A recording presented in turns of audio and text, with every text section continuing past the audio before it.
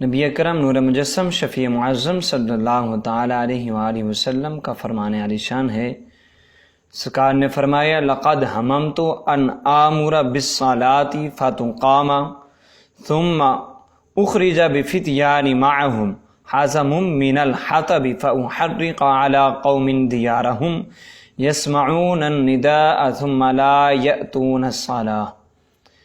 حضرت ابو ہریرہ رضی اللہ تعالی عنہ آپ بیان فرماتے ہیں کہ حضور علیہ الصلوۃ والسلام نے ارشاد فرمایا کہ لقد ہممت ان آمر بالصلاۃ فتقام، فرمایا میں ارادہ کرتا ہوں، میں یہ چاہتا ہوں کہ میں حکم دوں نماز کی ادائیگی کا، ثم اخرج، پھر میں نکل پڑوں، بفتیان معہم، میرے ساتھ دو نوجوان بھی ہوں، دو افراد بھی ہوں، حزم من الحطب، وہ خالی ہاتھ نہ ہوں بلکہ فرمایا ان کے ہاتھوں میں لکڑیوں کی گٹھڑی ہو، فاحرق علی قوم دیارہم، میں جلا دوں ان لوگوں کے گھروں کو، یسمعون النداء، جو اذان کی آواز کو تو سنیں، ثم لا یأتون الصلاۃ، لیکن نماز پڑھنے کے لیے نہ آئیں۔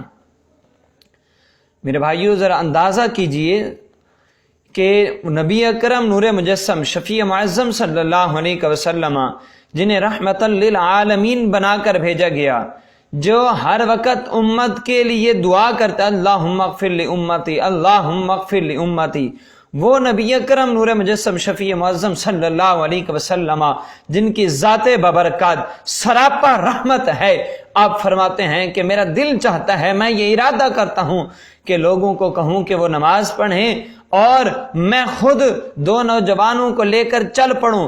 کدھر چل پڑوں؟ فرمایا ان لوگوں کے پاس، ان لوگوں کے گھروں کے پاس جاؤں جنہوں نے اذان کی آواز تو سنی لیکن نماز پڑھنے کے لیے نہیں آئے۔ فرمایا میرا دل چاہتا ہے ان لوگوں کے گھروں کو جلا دوں۔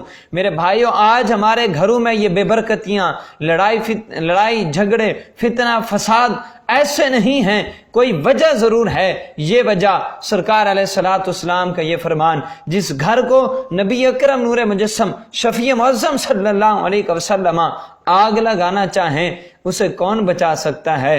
ارے اسے کون امن دے سکتا ہے؟ سرکار فرماتے ہیں بے نمازی کے گھر کو میرا دل چاہتا ہے آگ لگا دوں۔ اور دوسری حدیث مبارکہ بخاری شریف کی حدیث مبارکہ جو حدیث نمبر 657 ہے، اس کے اندر تو سرکار نے فرمایا میرا دل چاہتا ہے جن لوگوں نے اذان کی آواز سنی اور نماز پڑھنے کے لیے نہیں ہے، فرمایا میرا دل چاہتا ہے میں ان لوگوں کو آگ لگا دوں۔ اندازہ کیجئے، سرکار فرماتے ہیں ان لوگوں کو آگ لگا دوں اور ان کے گھروں کو آگ لگا دوں۔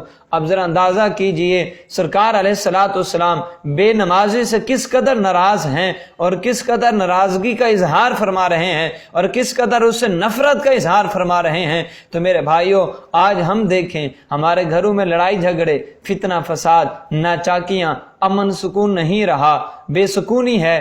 وجہ کیا ہے؟ یہی وجہ ہے کہ ہم نے نماز چھوڑ دی، ہم نے نماز کو ترک کیا، اس کی وجہ سے ہمارے گھروں میں سے سکون اٹھ گیا، راحت اٹھ گئی، امن و امان اٹھ گیا، فتنہ فساد آ گئے، لڑائی جھگڑوں نے گھیر لیا۔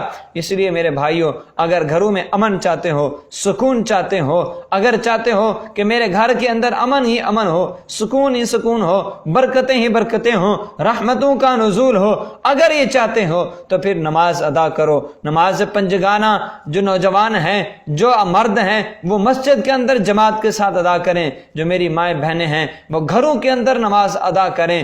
جب نماز ادا کریں گے تو گھر میں سکون بھی آئے گا، امن بھی آئے گا، راحت بھی آئے گی، امن برکتیں بھی آئیں گی اور رحمتوں کا نزول بھی ہوگا۔ اگر نہیں کرو گے، اگر نماز چھوڑو گے، نماز میں سستی کرو گے تو پھر سرکار فرما رہے ہیں میرا دل چاہتا ہے میں ان لوگوں کے گھروں کو آگ لگا دوں۔ پھر جس گھر کو سرکار آگ لگائیں اسے کون بجھا سکتا ہے؟